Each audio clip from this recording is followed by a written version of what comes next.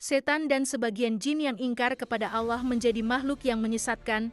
Tipu daya mereka akan terus dilakukan dengan tujuan menjerumuskan manusia ke lembah kemaksiatan.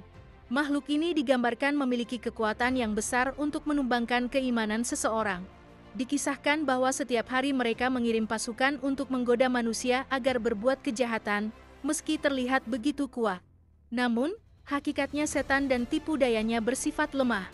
Hal ini disebutkan dalam Al-Quran dan hadis-hadis yang diriwayatkan Nabi Muhammad. Dengan mengetahui kelemahan ini, manusia diharapkan bisa menjauhkan diri dari godaan jin dan setan. Berikut 6 hal yang dapat melemahkan setan dan jin. Yang pertama, orang-orang saleh. Kelemahan pertama setan adalah orang-orang yang beriman kepada Allah.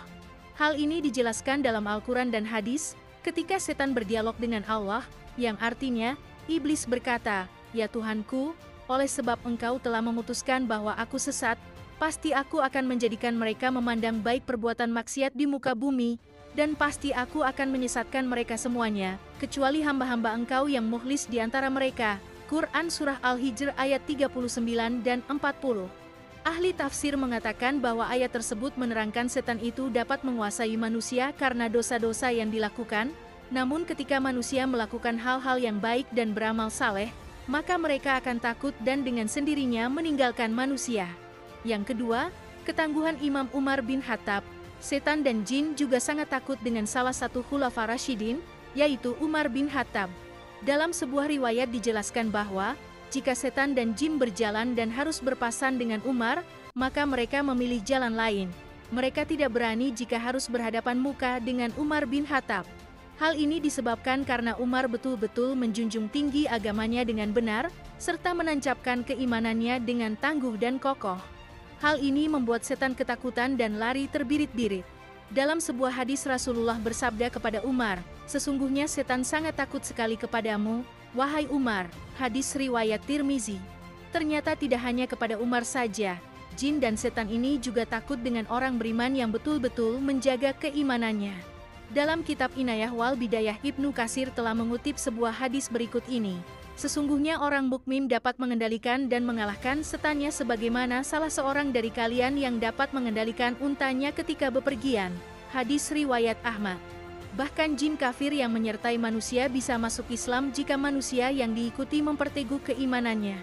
Hal ini sebagaimana disebutkan dalam sebuah hadis riwayat Imam Muslim berikut ini, tidak ada seorang pun kecuali ia disertai oleh seorang karin penyerta dari jin dan seorang karin penyerta dari malaikat.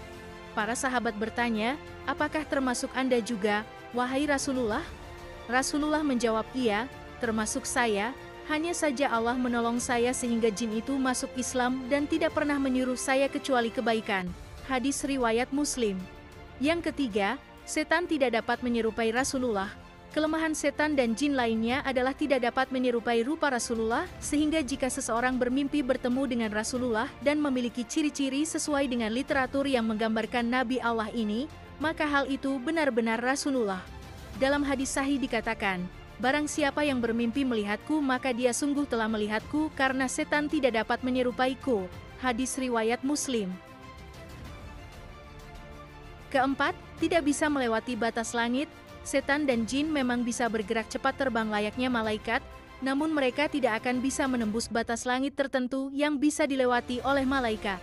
Jika dipaksa melewati batas yang ditentukan maka mereka akan hancur dan mati, karena itu pula jin tidak dapat tahu dan mencuri informasi dari langit sehingga apa yang dibisikkan ke tukang ramal dan dukun adalah kebohongan yang hakiki.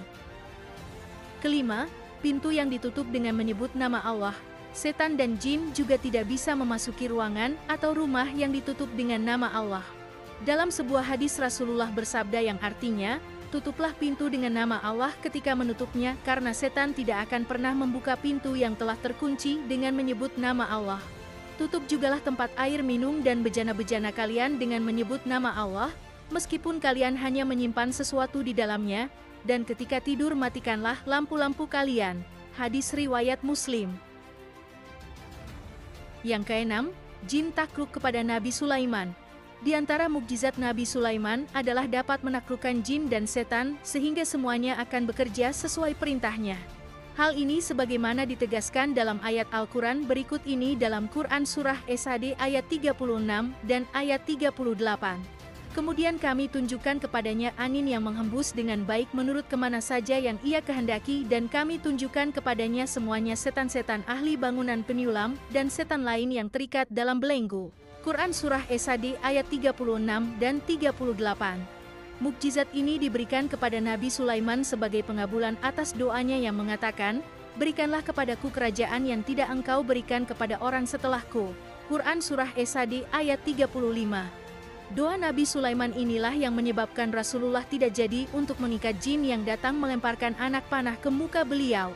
Dalam sebuah hadis Muslim dikatakan dari Abu Darda, suatu hari Rasulullah bangun, tiba-tiba Rasulullah mengatakan, "Aku berlindung kepada Allah darimu."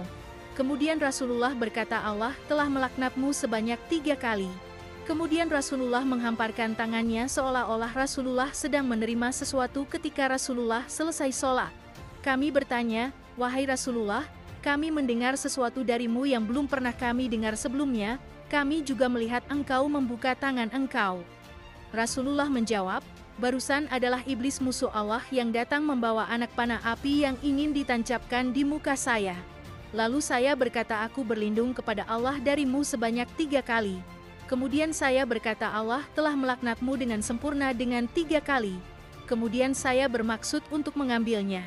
Seandainya saya tidak ingat doa saudara saya Nabi Sulaiman, sungguh saya benar-benar akan mengikatnya sehingga menjadi mainan anak-anak penduduk Madinah." Itulah 6 kelemahan jin dan setan. Semoga kita semua selalu dalam lindungan Allah dan terhindar dari gangguan jin serta setan yang terkutuk.